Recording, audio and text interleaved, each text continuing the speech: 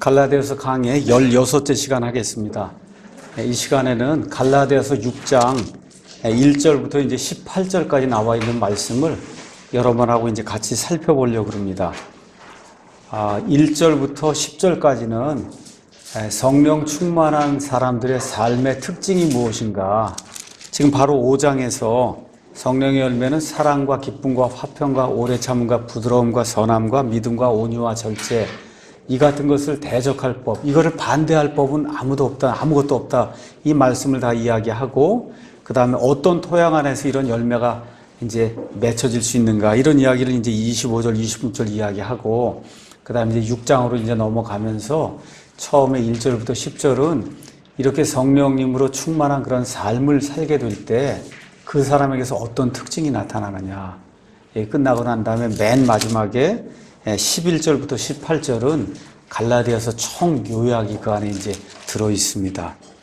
자, 1절에서 5절은 크게 이제 제목을 나누면 성령 충만한 사람은 남의 짐을 같이 나누어 지는 사람이다. 지금 성경이 우리에게 그렇게 이야기하고 있습니다. 형제들아, 만일 어떤 사람이 잘못에 빠지거든 영적인 너희는 온유의 영으로 그러한 자를 회복시키고 내 자신을 살펴보아 너도 시험에 들지 않게 하라. 너희는 서로 남의 짐들을 지라. 짐 하나가 아니라 짐들이에요. 그리하여 그리스도의 볼 성취하라. 만일 어떤 사람이 자기가 아무것도 아니면서 스스로 무엇이나 되는 것으로 생각하면 자기를 속이나니 오직 각 사람은 자기 일을 입증할지니라. 그리하면 그는 다른 사람이 아니라 자기 안에서만 기쁨을 누리리니 이는 각 사람이 자기 짐을 져야 할 것이기 때문이라. 이렇게 이제 나오고 있습니다. 자, 갈라디아 교회에 문제를 일으켰던 사람들은 율법주의자들이에요. 이것도 하고 저것도 하고 모든 걸 다 지켜야 그래야 구원이 유지가 될 수 있다. 또 구원을 받을 수 있다. 이렇게 이야기하는 사람들입니다. 예수님 당시에도 예수님께서 종교인들을 향해 아주 큰 꾸짖음을 이제 주셨어요. 하나만 읽어보겠습니다. 율법주의자들이 마태복음 23장에 나와 있는 이 바리새인들 서기관들하고 거의 모습이 같다는 걸 저와 여러분이 기억할 수 있습니다. 23장 1절, 그때 예수님께서 무리와 자기 제자들에게 말씀하여 이르시되 서기관들과 바리새인들이 모세의 자리에 앉아 있으니 그러므로 무엇이든지 그들이 너희에게 지키라고 명하는 것은 모든 것은 지키고 행하되 그들의 행위대로 하지는 말라. 이건 지금식으로 얘기하면 목사가 설교단에 서서 하나님의 말씀입니다 이거 얘기하는 것은 특별한 일이 없는, 이게 성경 가지고 이야기하니까 들으라는 거예요. 들어야 된다. 목사가 위선자든 뭐든 들어야 된다는 거예요. 그런데 이 위선자들의 특징이 뭐냐? 그들은 말만 하고 행하지는 아니한다. 그 얘기하는 겁니다. 그 다음에 무겁고 지기에 힘든 짐들을 묶고 사람들의 어깨에 지우되 자기들은 손가락 하나로도 그 짐들을 옮기려 하지 아니하느니라. 이게 종교인들의 특징이라는 거예요. 요 근래 저희 교회에 이제 여러 종류의 사람들이 많이 옵니다. 특히 이제 장로교 이런데 또 무슨 큰 교회 이런데 이제 다니다가 뭐 열심히 섬기고 그러는 분들이 이제 많이 와요. 이런 가운데 이제 저희는 주일날 점심도 이제 같이 먹고, 그 다음에 저녁도 뭐 한 100명 이상이 모여서 이제 같이 먹고 그러고 헤어져요. 근데 이제 그분들이 와서 어떻게 이 교회 목사님은 모든 성도들하고 같이 식사를 하냐, 그렇게 얘기를 하는 거야. 그럼 같이 식사를 하죠. 어떻게 식사를 하냐 그랬더니 그게 아니라 우리 교회는 목사님, 사모님 이 밥을 차려주기 위해서 아예 전담조가 따라 붙어갖고, 그래서 아주 특별한 걸로 점심, 저녁을 다 대접을 하지, 같이 먹는 일은 그건 생각해 볼 수도 없다. 그렇게 이야기를 하더라고요. 그래서 또 그때 처음으로 그런 것도 있나 보다 이렇게 생각을 했는데 보니까 많은 사람들이 그래요. 그 말을 해요. 그런 걸 보니까 일반 교회에서는 밥 먹는 것도 목사, 장로, 그 다음 소위 그분들이 얘기하는 평신도는 밥 먹는 것도 다르구나. 그런 걸 제가 처음 알게 됐어요. 지금 이런 것들이에요. 그렇죠? 무겁고 지기에 그런 힘든 짐들을 이렇게 묶어갖고 사람들이 어깨에 이렇게 딱 쥐어주고는 자기들은 손가락 하나도 그런 짐을 들려고 하지 않는다. 지금 근데 여기 가서 보니까 뭐라고 얘기해? 너희는 서로 남의 짐들을 지라고 얘기하잖아요. 그러니까 그리스도인의 가장 큰 특징 중에 하나는 남의 짐을 나누어 지는 거라는 거죠. 그렇죠? 또한 종교인들, 율법주의자들의 가장 큰 특징 중에 하나가 뭐냐? 자기에게는 관대하고 남에게는 굉장히 무자비할 정도로 용서를 베풀지 못하는 이런 사람들이 종교인이다. 자, 1절 가서 보니까 어떤 사람이 잘못에 빠지거든. 여기 나와 있는 잘못은 영어로 가서 보시면 fault로 돼 있는데, 이 fault라고 하는 건 사람마다 어떤 타고난 어떤 그 성품이나 이런 기질 때문에 잘 빠지는 그런 잘못이 있어요. 예? 저는 좀 욱하고 성격이 이렇게 화를 좀 잘 내는 편이에요. 저 같은 경우 그런 게 fault 이런 잘못이거든요. 이런 게 이렇게 자꾸 빠지면 그럼 어떻게 해야 된다? 온유의 영으로, 그렇죠? 그를 회복시켜줘야 된다. 뿐만 아니라 그를 온유하게 해서 그를 회복시켜줄 뿐만 아니라 내 자신은 어떠한가를 살펴봐야 된다. 지금 그렇게 이야기하는 겁니다. 그래서 성령님의 열매를 맺는 사람이라면 남을 정죄하고 비판하기에 앞서서 그 사람을 온유한 그런 그 심정을 가지고 회복을 시켜주고, 그렇잖아요. 교회 안에도 저도 뭐 목사를 언제 해본 적이 없잖아요. 이제 사실 어느 면에서 이제 목사를 하면서 다 모든 거 하는 게 다 처음 겪는 거예요. 거의 대부분 다 처음 겪는 거예요. 그 가서 보면 정말 여러 종류의 많은 사람들이 와요. 또 어떤 사람은 알고도 실수하고 어떤 사람은 모르고도 실수하고 그렇잖아요. 그럼 어떻게 돼요? 심정적으로 이 사람이 모르고도 이렇게 실수하고 이런 게 어떻게 덮어서 어떻게 하든지 이걸 덮어가지고 잘 해야 되겠다. 이런 마음을 가져야 된다는 거예요. 특히 젊은 사람들 같은 경우에는 경험이 없고 인생의 여러 가지 모든 것들이 미숙하기 때문에 그런 잘못들이 나타날 수 있거든요. 그렇잖아요. 그럴 때 어떻게 덮어주고 가능한 한 온유한 그런 심정을 가지고 이 사람을 살리는 그런 방향으로 일을 집행을 하고, 그리고 교회에서 관대하게 사람들 대해야 된다. 성경에 여러분 가서 보시면 종교인들은 대개 용서를 잘 모릅니다.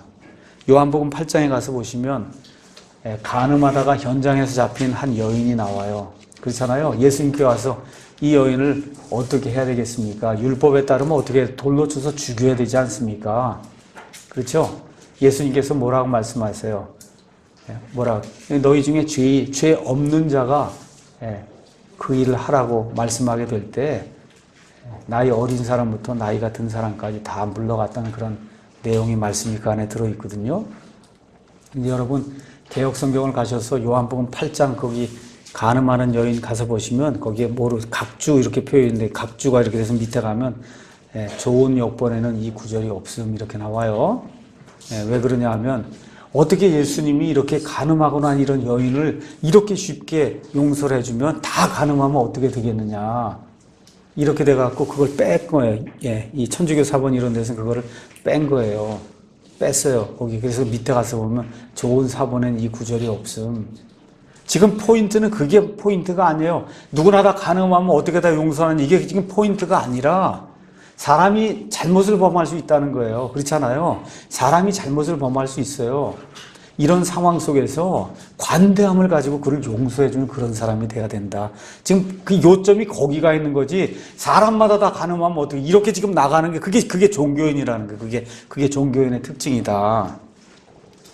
그래서 성령님의 그 열매 중 첫째는 사랑이다. 사랑. 5장 13절에도 사랑으로 서로를 섬기라고 지금 갈라디아서 우리에게 이야기하고 있습니다. 그래서 조금 전에 제가 읽어드렸던 이 요약된 그 종이에 있는 거기 있는 글이 뭐라고 됐냐. 나도 잘못할 수 있다는 그런 심정으로 상대방을 좀 대해야 된다. 나도 잘못할 수 있다. 그렇잖아요. 살면서 제가 제 아내와 결혼해서 지금 산 지가 84년부터 지금 하니까 30년이 넘었는데 얼마나 많이 이런 일을 제가 겪었는지 다 옳은 것 같은데 가면 다 거기 제가 다 걸려 넘어져 거기에. 그렇거든요. 그래서 나도 잘못할 수 있다는 심정을 가지고 어떤 사람이 이 품성적으로 이게 태어나서 늘 그렇게 잘못 덤벙덤벙 대거나 하여튼 이런 게 있잖아요. 이렇게 돼서 잘못을 범하거든. 용서해라. 지금 그렇게 이야기하는 겁니다. 둘째는 너희는 서로 남의 짐들을 지라. 여기 나올 때 짐들은 가만히 앞뒤 문맥을 가서 보니까 이 허물, 그렇죠? 이런 것들을 용서하는 것, 이런 것들 짐을 지는 걸로 지금 표현하고 있다는 걸 저와 여러분이 알 수가 있습니다. 이렇게 되면서 그리하여 그리스도의 법을 성취해라. 예수님 우리에게 승천하시기 전에 주신 가장 큰 법이 뭐냐? 서로 사랑을 하는 거예요. 서로 사랑하면 너희가 내 제자인 것을 사람들이 알 수 있다. 그래서 이 남의 것이 자꾸 커 보이고 내 것은 자꾸 작게 보이고 이렇게 될 때마다 마태복음 7장에 예수님께서 들보와 티 이야기를 하시는 거, 그걸 잘 기억을 하시고 한번 내 자신이 혹시 그렇게 판단하고 있지는 않은가. 남의 눈에 티는 보면서 내 눈 안에 들보는 이런 들보 이런 거 석가래 이런 들보를 얘기하는 거, 이렇게 큰 게 들어있는데 남의 눈 안에 이것만 자꾸 보이면 그럼 뭔가가 좀 문제가 있는 사람이다 내가. 이렇게 좀 생각을 하고 내 자신을 좀 살펴봐야 된다. 자, 이렇게 이야기하니까 또 어떤 분들이 아유 그러면 그냥 무조건 교회에선 다 용서해야 되는 겁니까? 그렇지 않아요. 교회 안에도 징계의 절차가 있어요. 너무나 악한 일들을 행하고 한 경우 가서 보면 심지어 고린도 교회 같은 경우에 어떤 사람이 자기 아버지의 아내와 음행을 저질렀다. 그래서 사도 바울이 그걸 듣고 너무 화가 났어요. 그래서 편지를 썼어요. 뭐라 그래? 내가 너희와 지금 몸은 떨어져 있지만 이미 내 영이 그 사람을 정죄해서 그래서 하나님께 기도했다는 거예요. 어떻게 기도했어요? 저 사람의 육체를 사탄에게 내어주십시오 하고 그렇게 기도했다. 이 정도로 이 사도 바울이 무섭게 글을 쓰고 있거든요. 그러니까 교회에 그와 같은 악한 일이 이제 생길 수도 있고 그런 악한 일을 그대로 두면 그것이 누룩처럼 온 교회에 퍼져나가면 안 되잖아요. 그러니까 안 되는 거다 그거는. 그럼에도 불구하고 그런 일들을 처리하는 그런 자세가 예수님이 보여주신 그런 모범에 따라 해야 된다. 마태복음 18장 가서 보니까 뭐라 어떤 사람이 잘못을 범하면 어떻게 하래요? 먼저 그 사람하고 너하고만 얘기를 해라. 그렇잖아요. 형제 자매 이게 좀 잘못된 것 같은데 이걸 좀 고쳐야 되지 않겠어? 그렇죠? 이거 얘기하고 그래도 듣지 않으면 그 사실을 알고 있는 두세 사람이 같이 가서 그 문제를 이야기하고 그래도 듣지 않으면 교회에다 얘기하고 그렇죠? 그러고도 듣지 않으면 추례를 하라고 하는 그와 같은 그 말씀이 그 안에 기록이 되어 있거든요. 그렇잖아요. 그 말씀을 가서 보시면 그냥 만나자마자 그렇죠 그냥 교회에서 내쫓고 이런 일이 아니고 절차를 밟아서 부드럽게 이런 모든 걸 다 해도 따르지 않으면 그때는 징계 절차를 밟을 수밖에 없다고 성경이 우리에게 이야기하는 거거든요. 저와 여러분이 아이들 키울 때도 마찬가지예요. 애가 한번 잘못했는데 가서 막 죽이듯이 이렇게 그럼 막 큰일 나잖아요. 그럼 뭐 어떻게 애가 살아남겠어요? 안 되는 거에 있을 수 없는 일이잖아요. 그렇잖아요. 그렇게 하듯이 이 성도들 간에 어떤 문제가 있고 이렇게 분쟁이 있거나 할 때 먼저 부드러운 그러한 마음을 가지고 개인이 해결하려고 하고 두세 명이 이렇게 해결하려고 하고 이게 정 안 될 때 맨 마지막에 교회에 대해 이야기하는 그런 절차를 거쳐야 된다. 그 다음에 이제 3절, 4절 가서 보니까 만일 어떤 사람이 아무것도 아니면서 스스로 무엇이나 되는 것을 생각하면 자기를 속이는 사람이다. 자기를 속이는 사람이다. 그래서 이렇게 되지 않으려면 각 사람은 자기 일을 입증을 해야 된다는 거예요. 자기 일을 입증을 해야 된다. 자, 내가 뭐라고 큰 소리를 쳤으면 정말 내가 그 사람인가를 사람들 앞에서 입증을 해야 된다는 거예요. 입증을 해야 된다. 특히 저같이 목사 이렇게 되면 목사가 헛소리나 허풍을 칠 때가 굉장히 많아요. 그럼 어떻게 돼? 입증을 해야 되는 거예요. 입증을. 그렇죠? 입증을 꼭 해야 되는 겁니다. 그래서 어느 경우에 특별히 허풍을 이렇게 치거나 뭐 호언장담하거나 막 이렇게 될 때 많은 경우 어떻게 다른 형제를 깎아내리면서 나를 세우기 위해서 이렇게 호언장담하는 경우 굉장히 많거든요.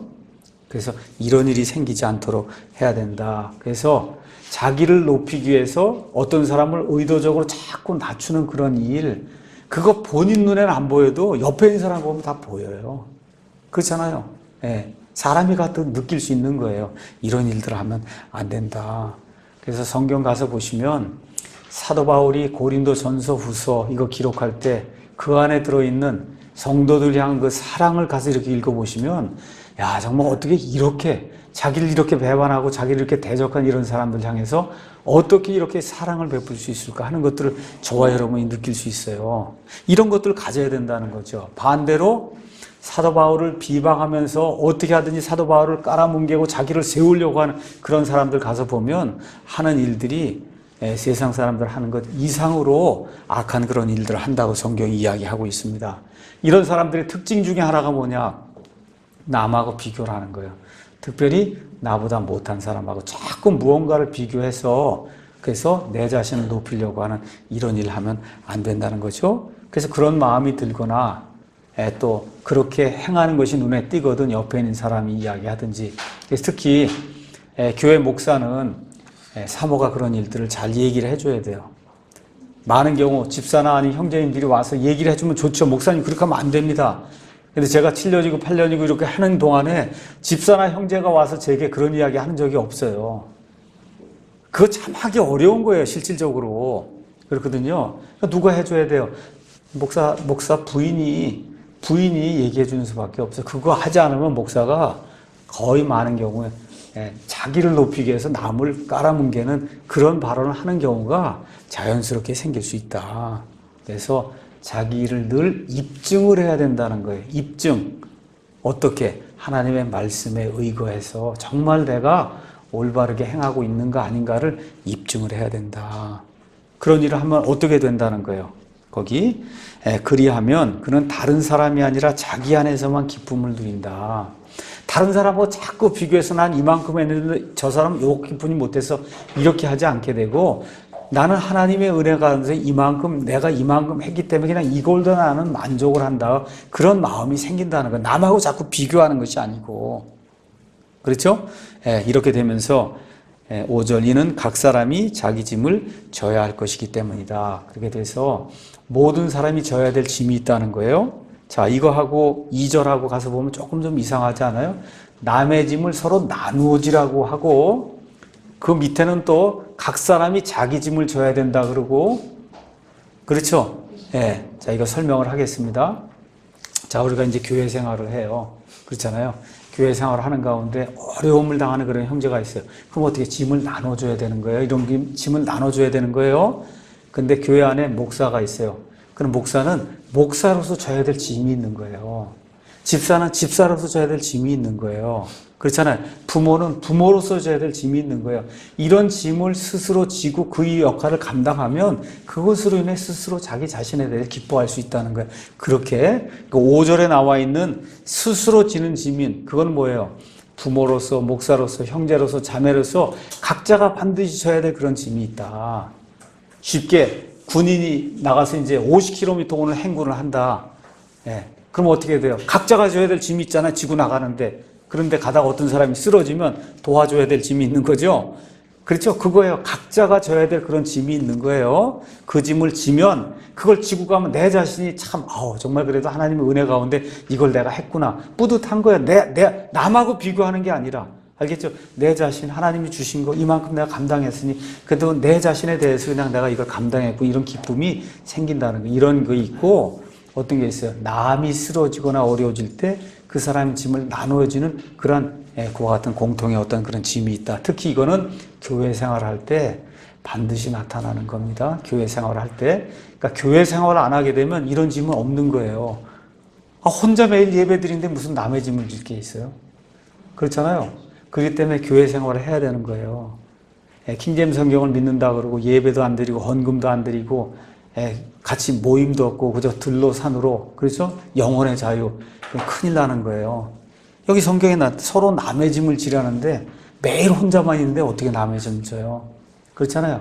그러니까 알고 있는 그런 진리를 이렇게 실질적으로 프랙티스할 수 있는 실행할 수 있는 그런 기회를 못 갖는 거잖아요. 그러면 불행한 거예요. 구원은 받을지 몰라도 대단히 불행한 것이다. 왜냐? 하나만 알고 이만큼 모르는 그런 편협한 그런 사람이 되기 때문에 그런 겁니다.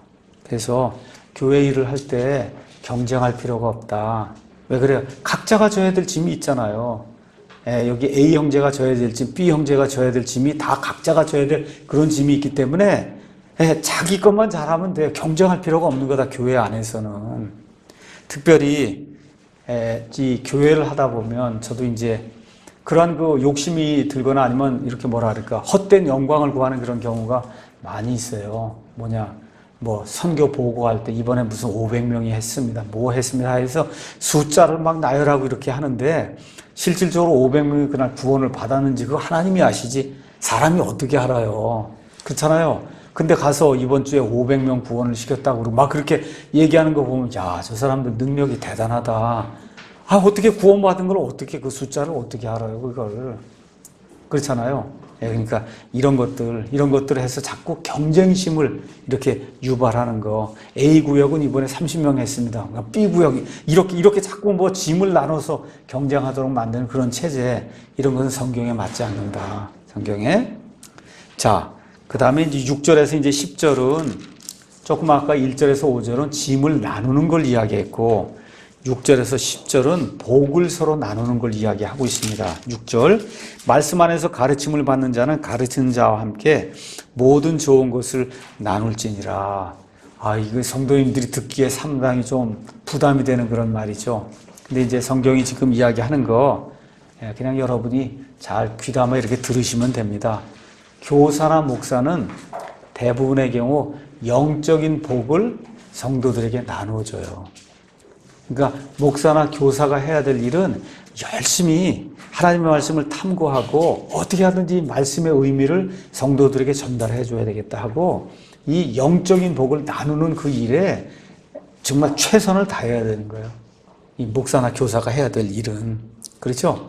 이렇게 이제 하게 될 때 성경적으로는 고린도 전서 9장에도 그렇고 이 일꾼이 자기 삭슬 받는 것이 마땅하다 해서 교회는 그 목사와 목사의 가정이 어느 정도 그 규모의 생활을 할 수 있도록 재정을 대야 된다. 성경이 그렇게 이야기하고 있습니다.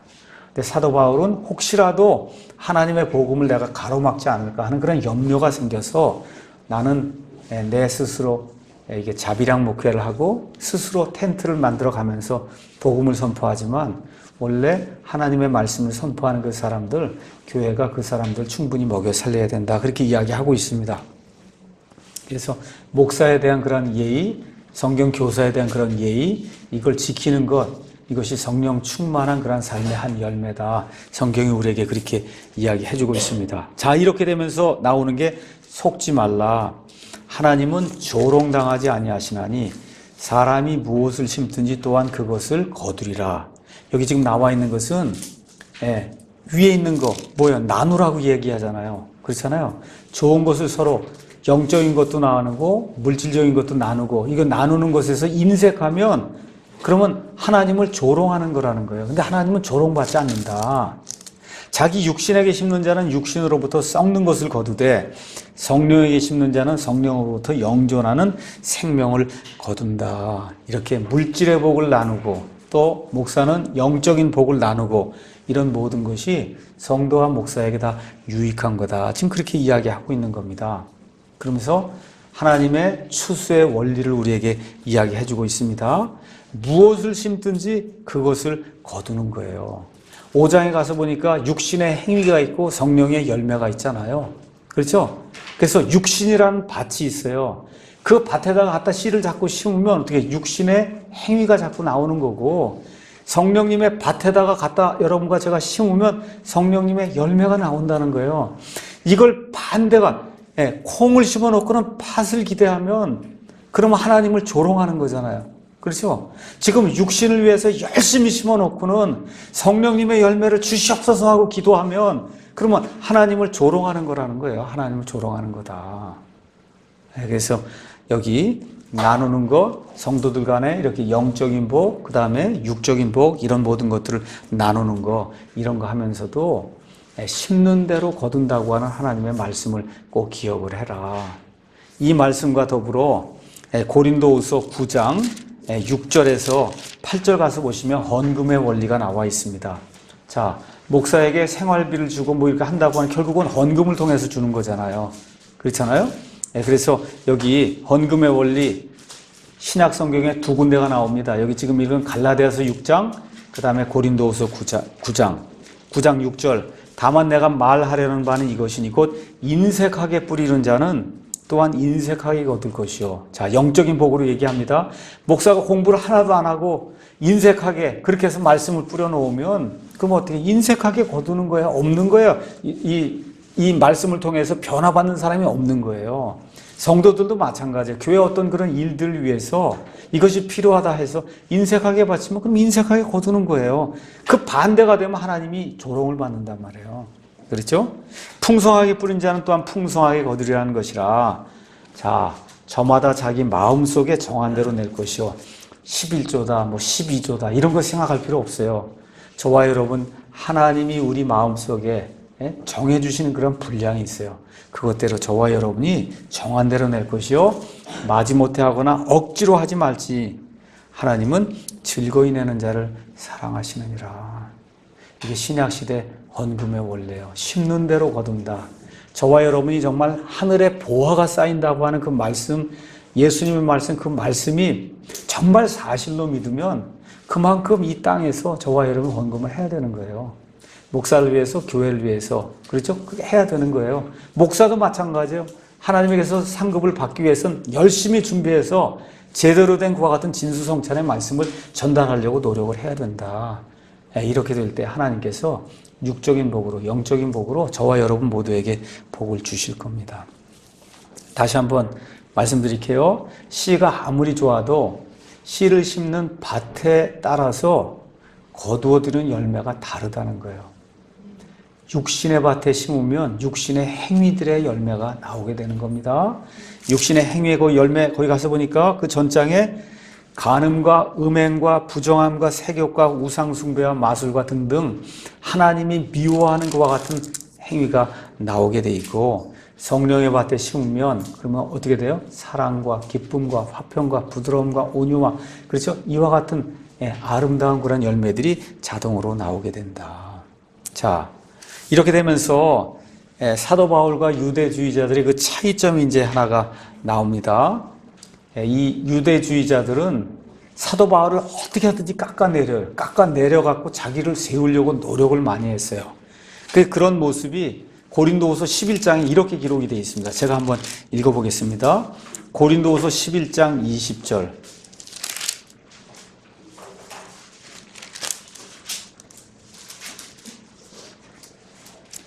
어떤 사람이 너희를 속박하거나 너희를 삼키거나 너희에게서 빼앗거나 스스로를 높이거나 너희 얼굴을 칠지라도 너희가 용납하는도다.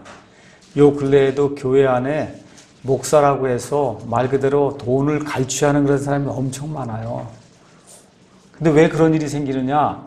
성도들이 그걸 용납하는 거예요. 교회니까 아유 주의 종인데, 그렇잖아요. 이게 사람을, 교회를 망치는 겁니다. 아닌 건 아니라고 이야기해야 되는 거예요. 성도들을 속박으로 가두는 그런 사람들이 굉장히 많다. 그래서 제가 여기 썼듯이 성도들을 봉으로 여기는 사람이 많아요.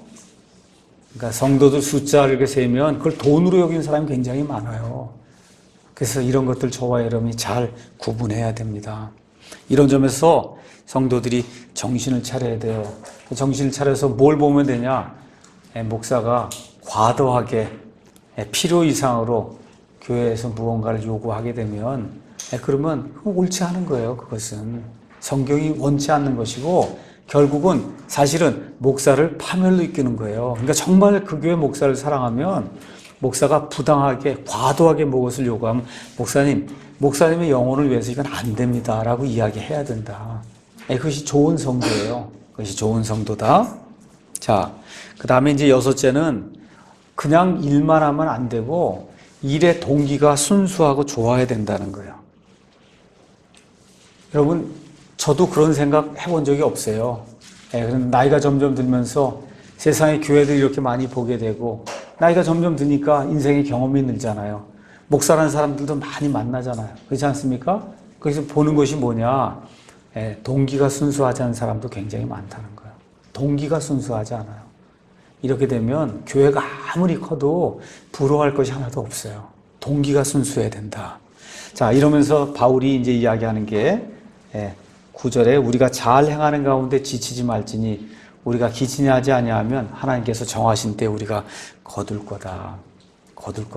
이 말씀 기억하시고 그 다음에 10절에 그러므로 우리는 기회 있는 대로 모든 사람에게 선을 행하되 특히 믿음의 집안에 속한 자들에게 할지니라. 바울이 로마서 12장 가서 보시면 할 수 있는 한 세상 모든 사람들하고 화평한 가운데 지내야 된다. 그렇게 저와 여러분에게 이제 권고를 주고 있습니다. 그러면서 특히 믿음의 사람들에게 선을 행하는 것을 게을리하면 안 된다. 여러분 한 장 성경 말씀 하나 더 읽겠습니다. 디모데전서 5장 8절 읽겠습니다. 디모데전서 5장 8절 가서 보면 바울이 이야기하는 겁니다. 그러나 누가 자기 친족 특히 자기 집 사람들을 부양하지 아니하면 그는 믿음을 부인한 자요 불신자보다 나쁜 자니라. 그러니까 최소한 자기 부모는 챙겨야 된다는 거예요. 부모. 지금까지 여러 목사들 제가 많이 봤어요. 주의 종이라고 그러고 교회 일 한다고 해서 자기 어머니 아버지를 멸시하는 그런 목사들 굉장히 많이 봤어요. 주의 종이라 너무 바빠서 못 간다는 거예요. 아버지 어머니한테. 그렇죠? 이런 분들 굉장히 많아요. 그러니까 좋은 목사인가 아닌가 여러분이 가서 보시려면 그 부모를 얼마만큼이라도 가서 찾아보고 부모에게 얼마만큼 용돈도 주고 이런 거 가서 봐야 된다고요. 뭐라고 썼어요? 네, 부모를 제대로 모시지 않고 이런 사람은 불신자보다 더 나쁜 자라잖아요. 불신자보다 더 나쁜 자다. 그래서 부모, 그 다음에 형제, 최소한 여기까지는 저와 여러분이 이렇게 좀 사랑을 가지고 이렇게 도와야 된다. 그래야 저와 여러분의 예수님을 믿는다는 그런 간증이 다른 사람의 실족거리가 되지 않는다고 성경이 우리에게 이야기하고 있습니다. 자, 이제 결론의 말씀 드리고 갈라디아서를 마치도록 하겠습니다. 자, 지금까지 갈라디아서 1장부터 시작해서 6장 10절까지 바울이 율법을 통해서, 다시 말해 할례를 통해서 의롭게 되고자 하는 일 자체가 그게 불가능한 거다. 그렇죠? 이런 일들 사도 바울이 하나하나 논리를 펴가면서 다 증명을 해서 보이고, 이런 사람들이 추구하는 게 많은 경우가 육신을 자랑하는 거라는 거. 저 사람 내가 할례 받게 만들어. 지금식으로 얘기하면 저 사람 내가 침례 받게 만들어서 그러는 거예요.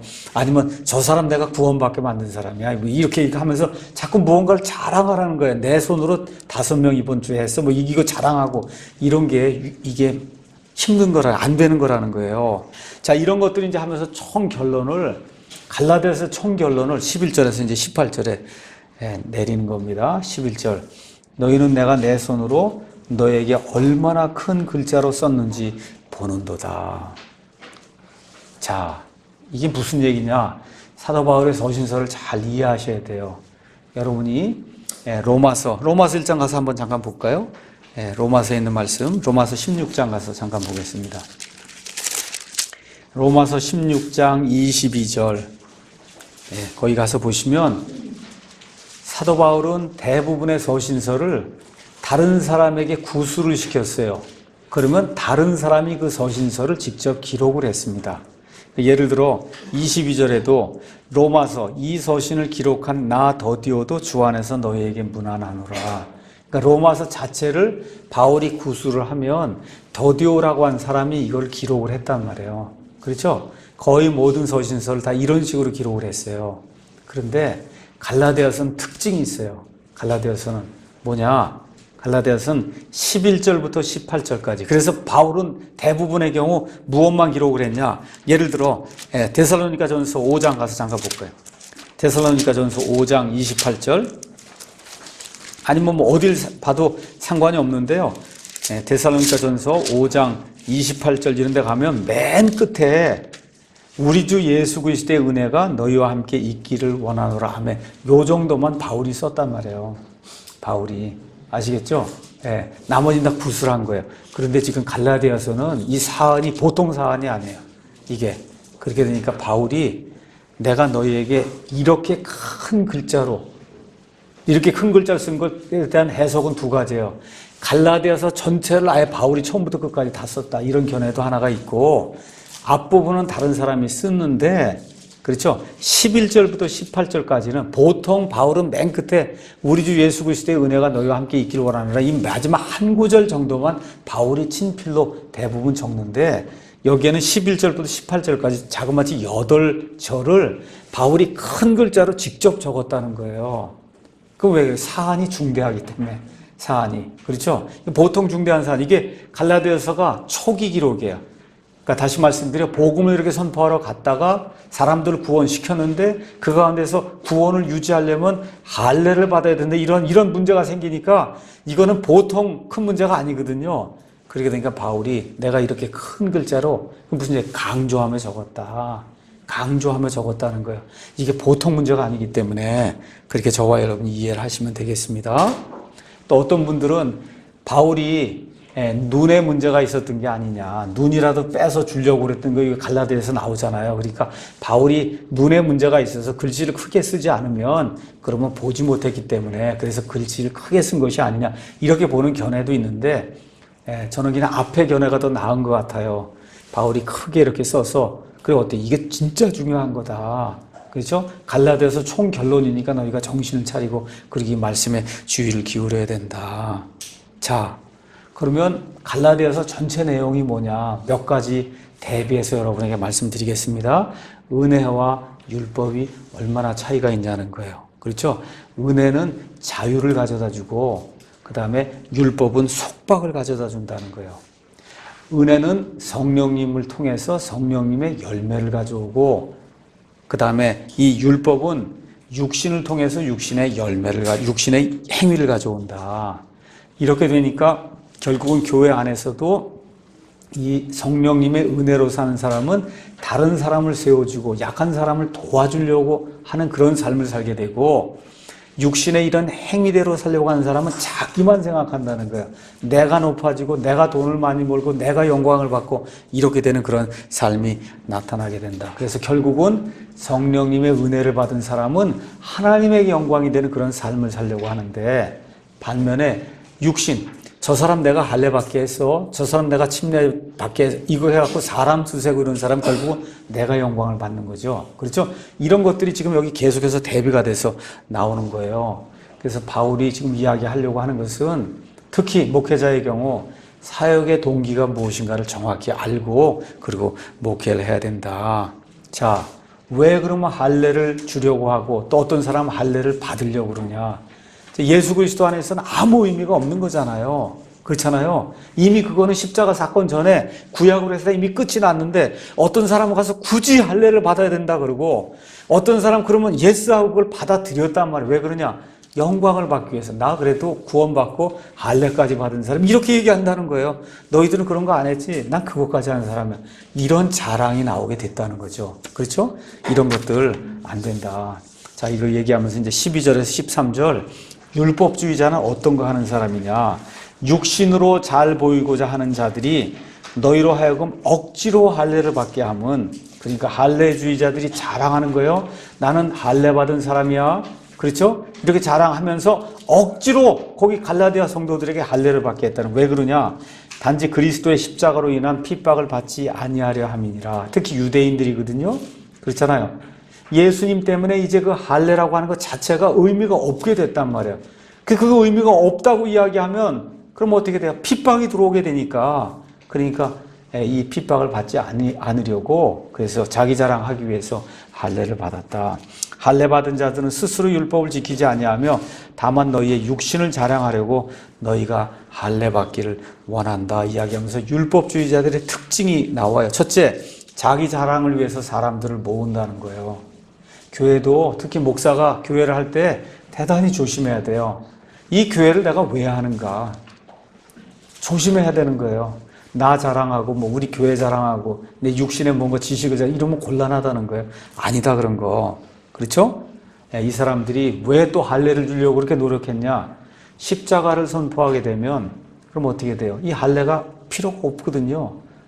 이렇게 되면 그걸 선포하게 되면 유대인들이 가는 곳마다 그를 핍박하니까 그러니까 이걸 피하기 위해서 타협하려고 할례를 주었다. 지금 그렇게 이야기하고 있습니다. 이렇게 하다 보니까 받기 싫다는데도 쫓아다니면서 받으라고 그렇게 거의 무력을 쓰다시피 해서 할례를 받게 이렇게 만들었다는 거예요. 그렇죠? 이렇게 되면서 이런 사람들은 스스로 율법을 지키지 아니하면서 할례는 받아야 된다고 얘기하니까 그게 위선자다. 그렇잖아요. 본인들은 할례만 딱 하지 딴 건 안 지킨다는 거예요. 근데 할례를 행하게 되면 그 사람은 율법 전체를 지킬 그와 같은 의무를 지닌 자라고 사도 바울이 이야기하는 겁니다. 자, 그러면 이런 율법주의자에 비해서 바울은 어떻게 했느냐? 저와 여러분이 최종적으로 본받아야 될 그 내용이 14절, 15절에 나와 있습니다. 그러나 나는 바울 이야기하는 거예요. 우리 주 예수 그리스도의 십자가 외에 결코 어떤 것도 자랑할 수 없나니 그분으로 말미암아 세상이 나에 대하여 십자가에 못 박혀 있고 나 또한 세상에 대하여 그러하니라. 그리스도 예수님 안에서는 할례나 무할례가 아무 효력이 없고 새로운 창조물만 있느니라. 이게 갈라디아서의 총결론이에요. 갈라디아서의 총결론. 바울은 나는 오직 십자가만 자랑하겠다. 내가 그리스도와 함께 십자가에 못 박혀 있으나 그럼에도 불구하고 지금 살아있다는 거예요. 근데 내가 아니요, 내 안에서 그리스도께서 내 안에서 사신다. 그래서 지금부터 사는 나의 삶은 나를 위해 자기 몸을 내주신 예수 그리스도 하나님의 아들의 믿음으로 산다고 갈라디아서 2장 20절이 이야기하고 있는 겁니다. 그래서 그 십자가, 그러니까 그 남을 사랑해서 뭐예요? 실제로는 그 십자가에 달리신 그분, 그렇죠? 예수님만 나는 자랑한다. 다른 거 없어요. 사도 바울이 여기 사도행전 17장에 가서 보시면 아테네에 가서 에피쿠로스 학자들, 스토아 학자들하고 열심히 철학을 가지고 쟁론을 했는데 하나도 거의 한 사람도 구원하지 못하고 쫓겨나다시피 해서 고린도 교회로 갔습니다. 고린도 교회로 가면서 사도 바울이 작정한 게 있어요. 작정한 내용이 고린도전서 2장에 나옵니다. 고린도전서 2장 1절에서 2절. 형제들아, 내가 너희에게 가서 하나님의 증언을 너희에게 밝히 말할 때 말이나 지혜에 뛰어난 것을 가지고 철학으로 변증을 하고 논증을 하고 이런 게 아니고 2절. 나는 너희 가운데서 예수 그리스도 곧 십자가에 못 박히신 그분 외에는 아무것도 알지 아니하기로 결심하였느니라. 그래서 4절에 가서 보니까 나의 말과 나의 복음 선포를 사람의 지혜에 유혹하는 말들로, 예수 믿으면 복 받습니다, 병이 다 낫습니다, 이게 다 뭐예요? 유혹하는 말이에요. 예수님 뭐라 그래요? 나를 사랑하면 자기 십자가를 지고 나를 따르는 게 예수님을 따르는 제자들의 삶이지, 모든 병에서 다 치유가 되고, 그렇죠? 모든 일이 다 잘 되고 애들이 다 좋은 대학 가고 그런 거 예수님 믿는 거 아니에요. 그게 그렇잖아요. 그래서 사람의 지혜에 유혹하는 말들로 그래도 그렇게라도 해서 예수 믿게 되면 얼마나 좋습니까? 그렇게 믿는 건 거의 백발백중 예수님 믿는 게 아니라 만몬을 믿는 거예요. 만몬. 그래서 아니라고 얘기하는 거예요. 그래서 유혹하는 말들, 귀에 듣기 좋은 말들 이런 걸로 하지 않고 성령님과 권능을 실증함으로 했다. 실증하면 데몬스트레이션 했다는 거예요. 여러분 데모 아시잖아요. 데모 해주세요 그러잖아요. 성령님과 권능을 사람들 앞에서 보였다는 거예요. 무슨 얘기를 하냐? 하나님의 말씀을 선포하게 될 때, 사도 바울이 선포하는 그 말씀을 사람들이 들을 때 저 말씀은 성령님이 함께 하셔서 하나님의 권능이 나타나는 그런 말씀이다 하는 걸 앉아서 듣는 사람이 알아들을 수 있게 그렇게 말씀을 단순하게 평범하게 그렇게 전달을 했다는 겁니다. 그래서 이와 같은 그 십자가의 능력을 선포하게 될 때 어떤 일이 생겼냐? 죄와 전통의 속박에서 사람이 자유를 얻는 그런 일이 생겼고, 육신을 이길 수 있는 힘을 받게 됐고, 마지막으로 여기 가서 보니까 세상이 어떻게 돼 있어요? 그분으로 말미암아 세상이 나에 대해 십자가에 못 박혀 있고 나 또한 세상에 대해 그렇다니까 세상을 이길 수 있는 힘이 생겼다는 거예요. 세상이 못 박혀 있다니까. 못 박혀 있으면 어떻게 꼼짝 못 하잖아요. 그러니까 세상도 내게 다가올 수 없고 나도 세상에 대해서 못이 박혀 있으니까 나도 세상으로 갈 수가 없고, 그렇죠? 이중장치가 돼서 세상을 이길 수 있는 그런 힘을 내가 예수 그리스도께서 주시는 영혼의 자유를 통해 얻게 됐다. 바울이 지금 그렇게 이야기하는 겁니다. 그래서 십자가의 목적은 뭐냐? 새 사람을 만드는 거예요. 누구든지 그리스도 예수님 안에 있으면 새로운 창조물이에요. 옛 것들은 지나갔으니 보라 모든 것이 새롭게 되었도다. 모든 것이 새롭게 되었도다. 새로운 사람을 만들어내는 것이 예수님을 믿는 거다. 이렇게 되니까 그 안에는 할례를 받았냐 받지 않았느냐, 신분이 귀한 사람이냐, 혈통이 좋으냐 나쁘냐, 돈이 많이 있냐 없냐, 남녀노소, 그렇죠? 빈부 귀천, 인종에 상관없이 누구든지 주의 이름을 부른 자는 구원을 받는, 그래서 새로운 창조물이 되는 오직 그것만 있는 거다. 그러니까 이 할례를 받아야 된다고 주장하는 이 율법주의자들이 와도 결코 거기에 빠지면 안 된다. 예수님 안에는 할례나 무할례가 소용이 없다는 거예요. 그렇죠? 이런 말씀을 주면서 16절에 이 규칙에 따라 걷는 자들에게, 누구예요? 신약교회 성도들. 신약교회 성도들은 이 규칙을 따라 걸어야 돼요. 예수님 안에서는 우리가 로마서 말씀 하나만 더 읽겠습니다. 로마서 10장 가서 보니까 너무 귀중한 말씀이 그 안에 기록이 되어 있습니다. 로마서 10장 11절, 12절, 13절 또 성경 기록이 이르기를 누구든지 그분을 믿는 자는 부끄러움을 당하지 아니하리라 하나니 이는 유대인과 그리스인 사이에 차별이 없기 때문이라. 모든 사람 위에 계신 같은 주께서 자신을 부른 모든 사람에게 부요하시나니 누구든지 주의 이름을 부른 자는 구원을 받으리라. 그렇게 기록이 되어 있다는 거예요. 누구든지 새로운 창조물이 될 수 있다. 이런 규칙에 따라 걷는 자들에게 누구의 신약교회 성도들에게 또 한 부류가 나와요. 또 누가? 하나님의 이스라엘. 이 하나님의 이스라엘에 대해서는 두 종류의 해석이 있습니다. 한 종류의 해석은 신약교회 성도들이 영적으로 하나님의 이스라엘이 아니냐 이렇게 보는 그런 견해가 있어요. 많은 주석가들이 그런 견해를 취합니다. 저는 그렇게 생각하지 않아요. 앞에 이미 이런 규칙에 따라 걷는 자들이 그게 신약교회 성도들이라고 보고 그 다음에 뒤에 나와 있는 하나님의 이스라엘은 말 그대로 구약시대 하나님의 이스라엘. 다시 말해 지금까지 사도 바울이 율법을 지키면 안 된다고 이야기했음에도 불구하고 이스라엘 백성에게는 여전히 미래 소망이 남아있다는 거예요. 그러니까 로마서를 전체를 이야기하면 1장부터 8장까지는 이방인들이든 어떤 사람이든 구원받는 방법에 대해서 적고 그 방법 다 적은 다음에 자기 백성 이스라엘이 너무나 딱한 처지에 놓여 있으니까 9장, 10장, 11장 3장을 할애해서 이스라엘이 어떤 민족이고 이 사람들이 어떤 미래가 있느냐를 사도 바울이 이야기한 것처럼 앞에 나와 있는 여기 이 규칙에 따라 걷는 자들은 신약교회 성도들이고 그 다음에 지금 율법을 지켜야 된다고 이 안타까운 사람들 그렇죠? 누구예요? 하나님의 이스라엘, 아브라함의 자손 그 이스라엘, 야곱의 자손 그 이스라엘에게 평강과 긍휼이 있기를 원한다. 지금 바울이 그렇게 이야기를 하고 있어요. 그러면서 17절 이제부터는 아무도 나를 괴롭게 하지 말라. 내가 내 몸에 주 예수님의 자국들을 지니고 있다. 바울은 유대인으로서의 자국을 지니고 있는 사람이 할례를 받았으니까 그렇죠?